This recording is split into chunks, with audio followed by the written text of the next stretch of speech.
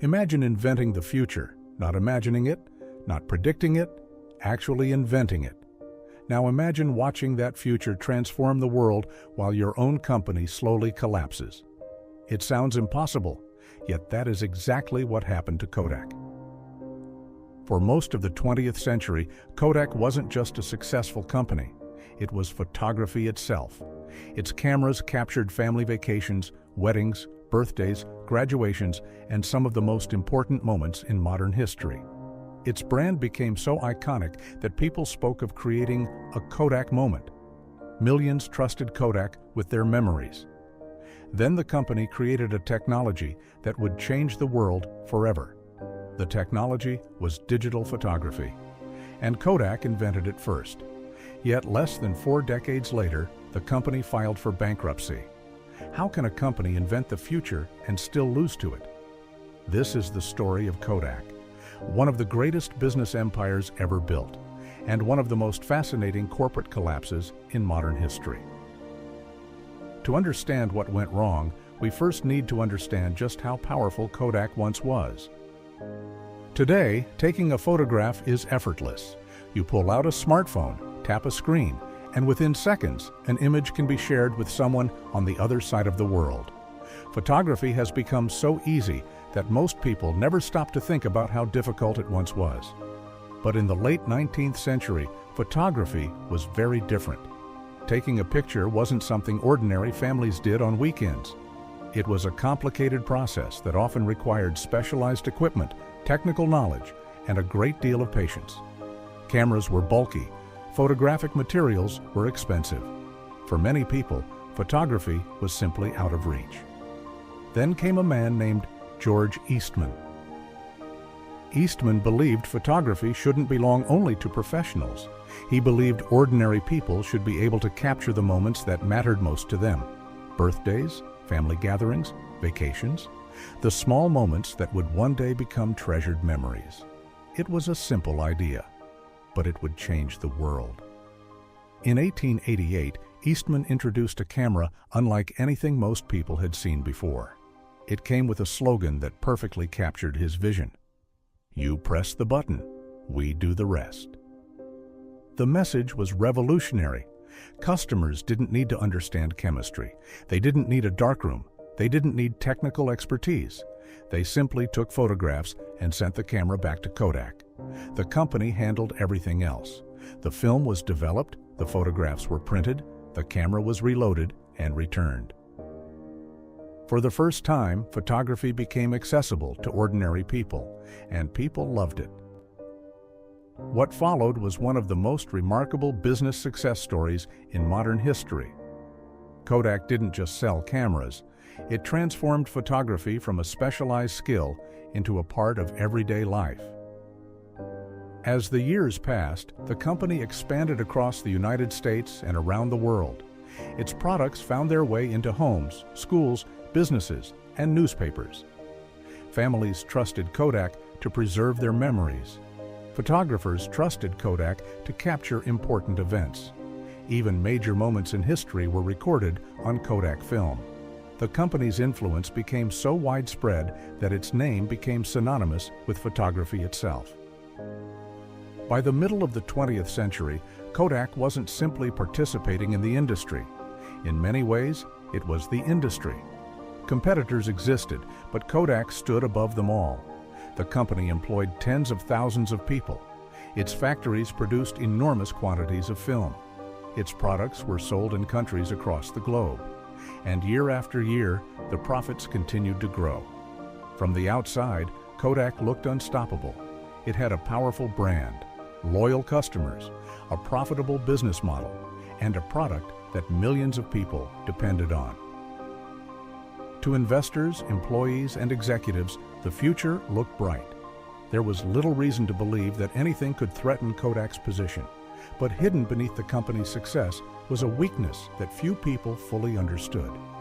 Because Kodak's empire wasn't really built on cameras, it was built on film, and that detail would eventually change everything. By the 1960s and 1970s, Kodak had reached a level of success that few companies ever achieve. Its yellow boxes could be found almost everywhere, in supermarkets, camera stores, department stores, airports. For millions of people, buying Kodak film was simply part of life. If you were going on vacation, you bought film. If your child was graduating, you bought film. If there was a birthday party, a wedding, or a family gathering, chances were someone brought a Kodak camera loaded with Kodak film. The company had become woven into everyday life. But Kodak's greatest achievement wasn't the camera itself. It was the business model behind it. Selling cameras generated revenue. Selling film generated fortunes. Every photograph required film. Every roll of film eventually ran out. And every time it ran out, customers came back for more. Then came photo development. After taking pictures, customers had to pay to have their film processed. They paid to develop the film, they paid for printed photographs, and often they paid for additional copies. Each step generated more revenue for Kodak. It was an incredibly profitable system. Some business analysts would later compare it to selling printers and ink. The camera was merely the beginning. The real money came afterward, and for decades, the system worked beautifully. As more people took photographs, Kodak earned more money.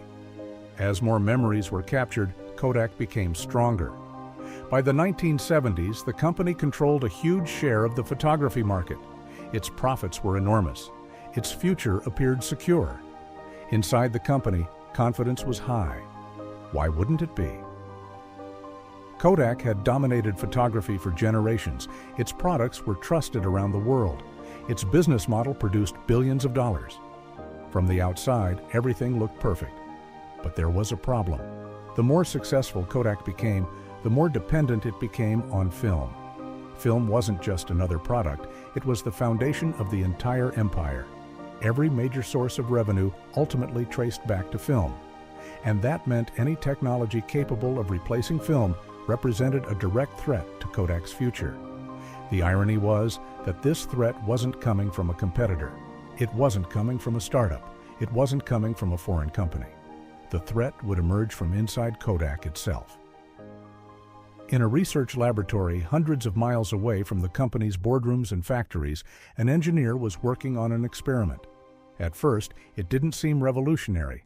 It was simply another research project, another attempt to explore new technology.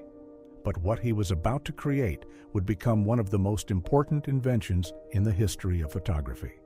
An invention that would eventually change the world and challenge everything Kodak had built.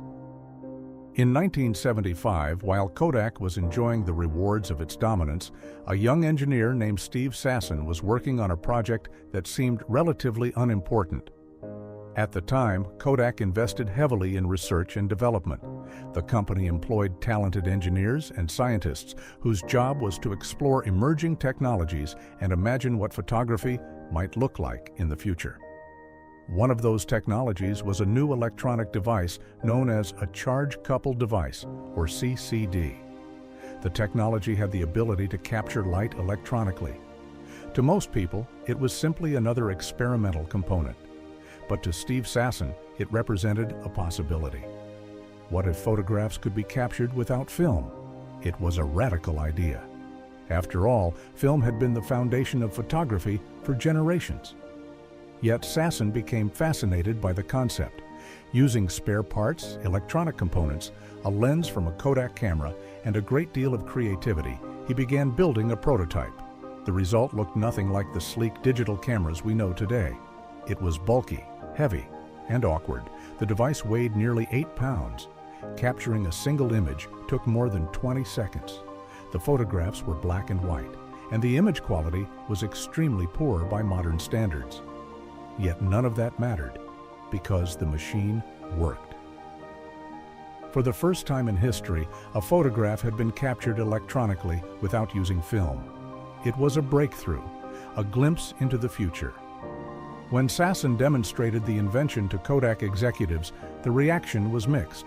Some were impressed, others were curious, but many struggled to understand its significance. The prototype seemed slow, expensive, and far less practical than traditional photography. Film was still king. Why would anyone abandon a system that already worked? Yet Sasson understood something important.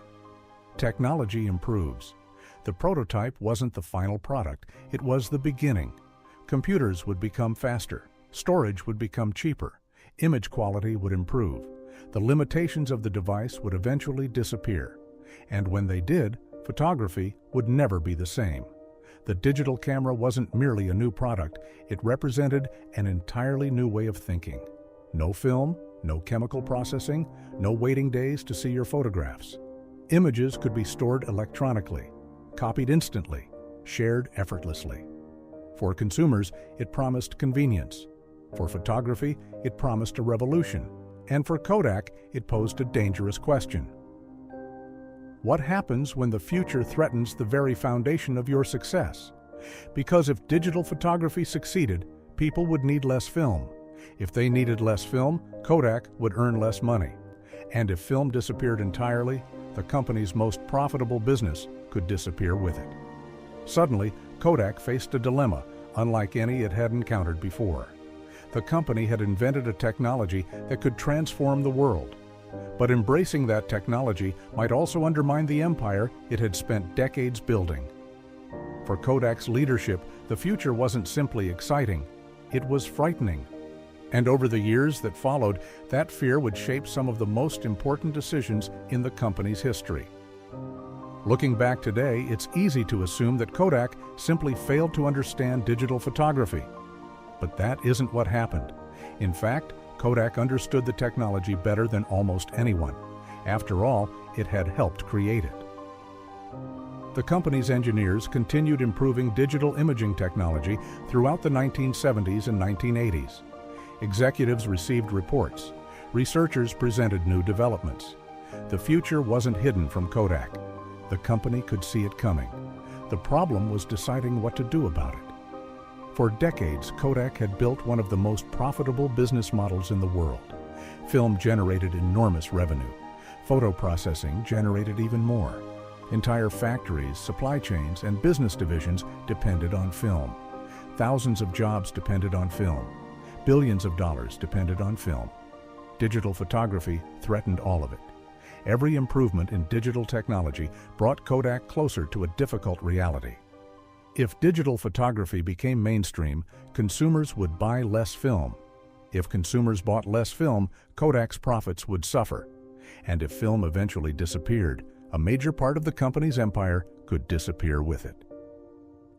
For Kodak's leadership, this created an uncomfortable choice: protect today's profits, or embrace a future that might destroy them. Neither option felt safe. Moving too quickly toward digital photography risked damaging a business that was still making money. Moving too slowly risked allowing competitors to take the lead. It was one of the most difficult balancing acts in corporate history. And for a while, Kodak believed it could do both. The company invested in digital technology while continuing to focus heavily on film. It attempted to protect the present while preparing for the future. On paper, the strategy seemed reasonable, but technology doesn't wait. While Kodak was trying to balance two worlds, the world itself was changing. Personal computers were becoming more common. Electronic devices were becoming smaller and more powerful. Consumers were becoming increasingly comfortable with digital technology. The pace of change was accelerating, and each year the future moved a little closer. At first, the warning signs were easy to ignore. Film still sold well. Kodak remained profitable. Its brand remained powerful. The company still appeared strong. But beneath the surface, the foundations were beginning to shift. A generation was growing up in a world where digital technology felt natural. For them, convenience mattered. Speed mattered. The ability to instantly view and share images mattered. Film, once revolutionary, was beginning to feel slow. And that change in consumer behavior would prove far more powerful than anyone at Kodak expected. The company had spent decades teaching the world how to capture memories. Now the world was discovering a new way to do it.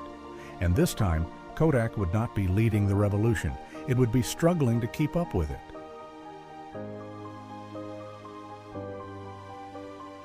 By the early 1990s, the world was entering a new era. Computers were becoming more common in homes and offices. The internet was beginning to connect people in ways that had once seemed impossible. Technology was advancing at a pace few could have imagined just a decade earlier. And photography was changing along with it. The digital camera was no longer an experiment sitting inside a laboratory. It was becoming a real product. Each year, digital cameras improved. They became smaller, faster, cheaper, and most importantly, easier to use. The image quality still couldn't match traditional film in many situations, but for millions of consumers, that no longer mattered. The advantages were simply too powerful to ignore. With a digital camera, there was no need to buy film, no need to wait for photographs to be developed, no need to wonder whether a picture had turned out well. People could instantly see the images they had taken. If they didn't like a photo, they could delete it and try again. For consumers, it felt revolutionary. For Kodak, it represented a growing threat. As demand for digital cameras increased, demand for film began to weaken. At first, the change was gradual. Many people continued using film. Many professionals still preferred it. And Kodak remained one of the most recognizable brands in photography. But the direction of the market was becoming impossible to ignore. The future that Steve Sasson had imagined in 1975 was finally arriving. And it was arriving faster than Kodak expected. Competitors sensed the opportunity. Companies from around the world began investing heavily in digital technology. They focused on the future rather than the past. They weren't burdened by giant film factories. They weren't protecting decades-old business models. They had little to lose and everything to gain. As a result, they moved aggressively. New digital products entered the market. Innovation accelerated. Consumer expectations changed. And Kodak found itself in an increasingly uncomfortable position. The company was still trying to manage two different worlds. One foot remained planted in film, the other cautiously stepped into digital photography. But the market wasn't interested in balance. The market was moving forward, and every year the pace of change increased. Then came another technological shift that made the situation even more dangerous. The rise of the internet. Suddenly, photographs were no longer just memories stored in albums and boxes. They became something people could share instantly. Friends could exchange pictures across great distances. Images could travel around the world in seconds. Digital photography wasn't simply replacing film. It was creating entirely new possibilities.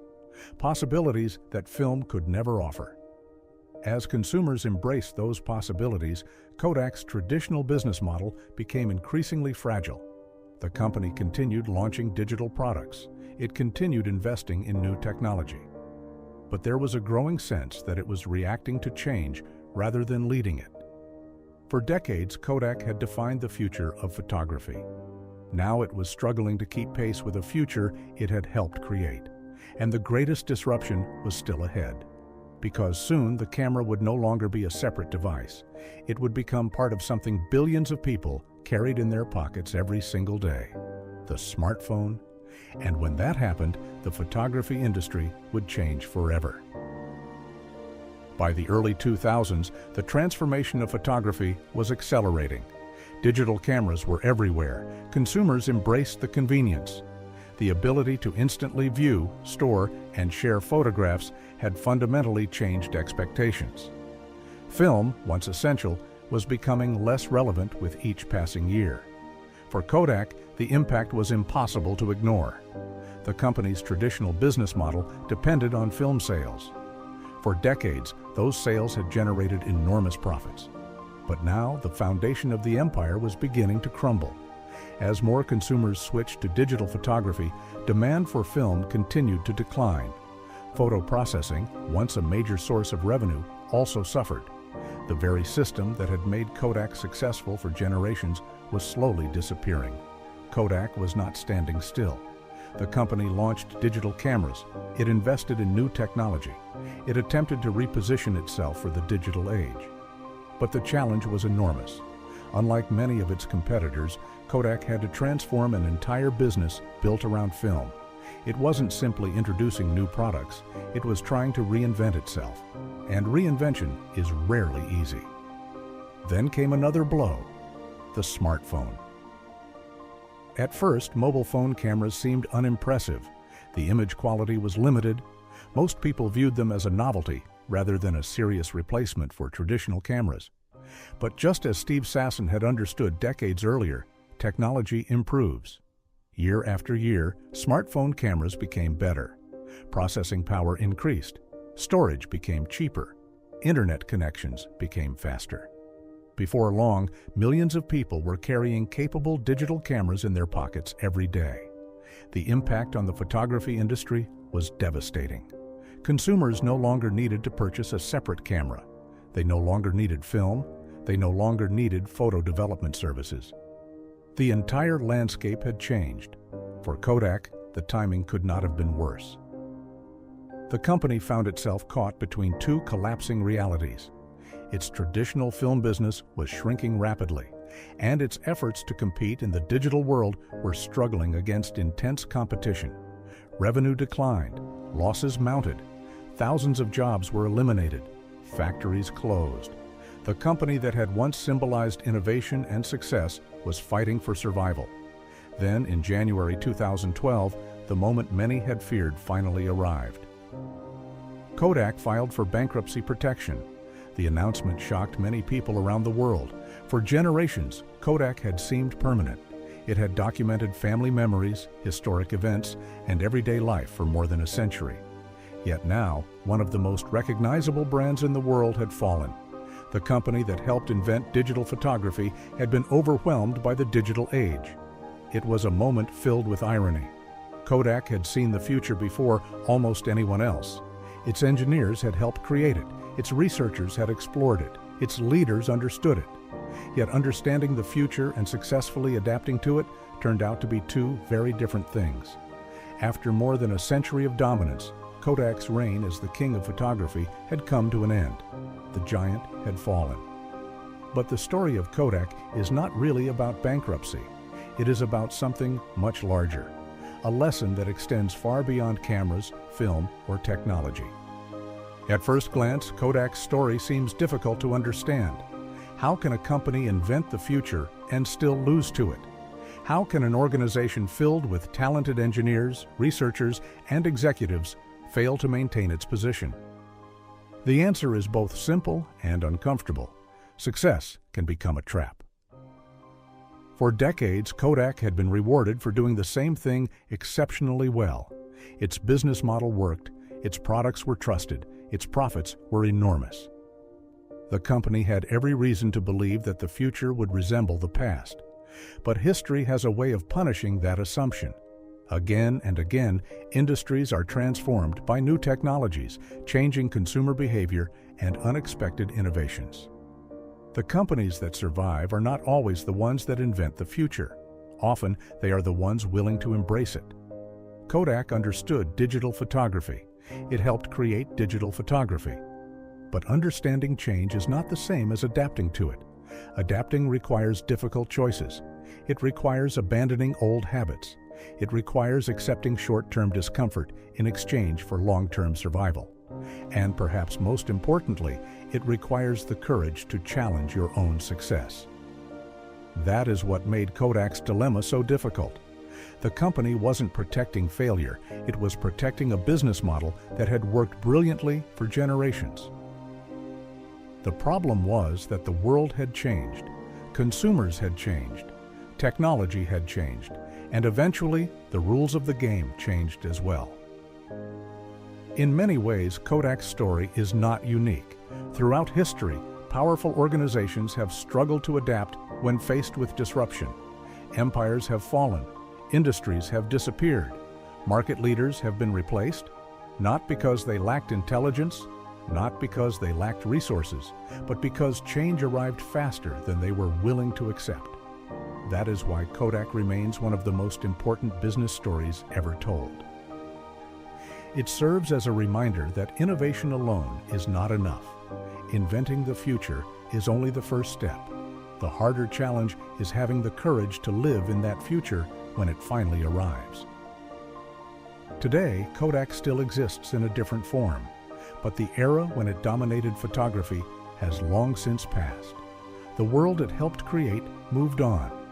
And in one of history's greatest ironies, the company that gave birth to the digital age of photography was ultimately left behind by it. Perhaps that is the most important lesson of all. In business, in technology, and even in life, success does not belong to those who cling to the past. It belongs to those willing to adapt, because the future does not wait. And sooner or later, it arrives for everyone.